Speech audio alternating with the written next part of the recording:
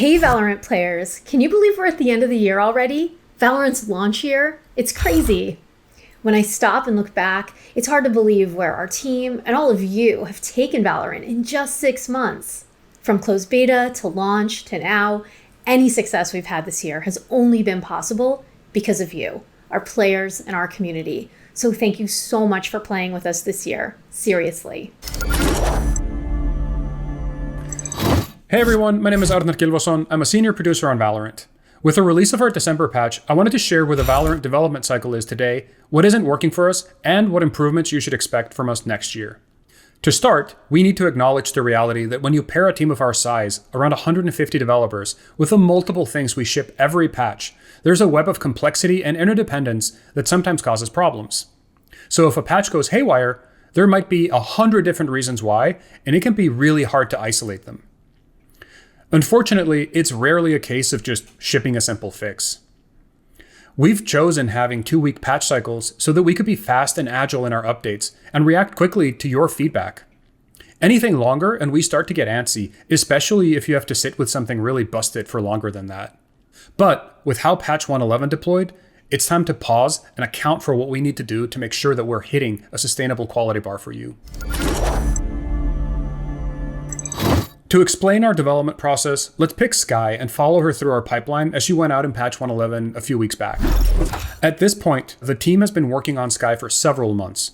This includes gameplay prototyping, design, concept art, visual effects, sound design, voiceover, localization, texturing, and of course, gameplay programming.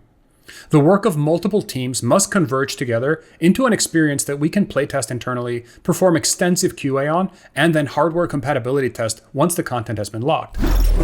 And this is just one thing. If you read our patch notes, you know it's never just one thing. So to be clear, that example process is the same or similar for anything we develop and ship to you. We've documented exactly what went wrong with patch 111 before, so instead of rehashing, I want to talk about what we're doing to help prevent a repeat of last month.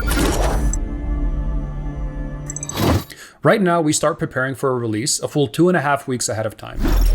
It starts with feature freeze, a signal to teams that they should hold off on any large or risky additional submissions to the build. That continues until we do a branch cut, the process of fully locking down a release candidate. For the devs out here, how this works is all teams essentially work in a main branch, then we feature freeze, which means slowdown of check-ins and regular playtests and focus QA cycles until we do a full staging branch cutover where we can run full QA regression cycles.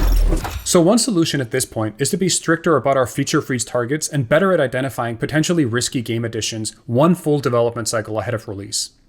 This allows us to call for more testing, changes to risk mitigations, or any other adjustments to our plans to just ensure a solid release.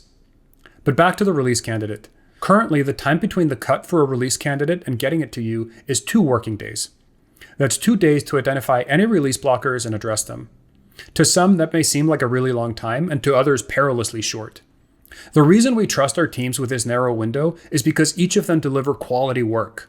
As I said earlier, what we've been bumping up against is that when all that work comes together, we sometimes get unexpected and unpredictable interactions between seemingly unrelated systems.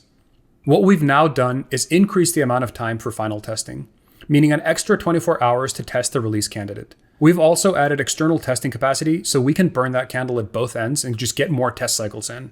One more thing we've started doing is pacing our releases. This way we can make sure there's less critical mass of high impact changes going out at once. By now, I hope I've inspired more potential developers out there than I've scared off. But okay, so what about next year? So in addition to the process changes I previously mentioned, our forecast here is twofold. First off, every time we catch an edge case in the wild, it's no longer an edge case. It just becomes a part of our future test plans. And secondly, we're looking to release a public test server. Some of you might call it the public beta environment or PBE or whatever else, but we believe a test environment with lots of real players can help us catch a lot of potential issues before they slip out to our live servers. There are no perfect solutions when working in an environment as complex as ours, but we will continue improving our tools and processes to ensure that your experience matches our promise and expectation of high competitive integrity, frequent substantive releases, and happiness. Thank you. Parting words, let's go to Anna. Thanks, Arnar. Like he said, next year we'll be rolling out a test server, which should really help with our dev cycles. We'll get more into the details of what that looks like next year, but in the meantime, just know this should be a huge step up in us releasing even more stable patches.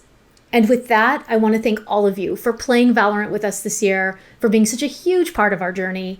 Have a safe and healthy and happy new year, everyone. Oh, and play Snowball mode. Get your snow globe gun buddy.